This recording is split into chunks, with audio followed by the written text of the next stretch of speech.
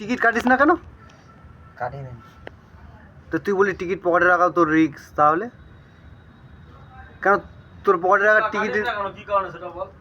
আরে দেখা গেল মানে 1 লাখ হয়ে গেল, তখন মানে আমার বিপদ আছে। আবার পুলিশ ধরে নিয়ে গেলে মুশকিল আছে। তোর টাকা হয়েছে, পুলিশ ধরে নিয়ে যাবে কেন?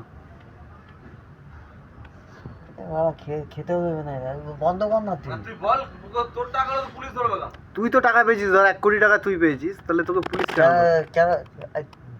ওরা ঝগড়া করছিল ক্লাবে, ওর জন্য চলে এসছে। তা ওরা ঝগড়া করছিল, ওর জন্য ক্লাবে লোক এসছে, কিন্তু তুই 1 কোটি টাকা পেলে পুলিশ কেন তোকে ধরে নিয়ে যাবে? কারণ আছে একটা। ও, আর তোর 1 কোটি টাকা হবে বলে ওর জন্য তুই টিকিট কাটিস না? টিকিট পকেটে রাখা তোর রিস্ক, তাই তো?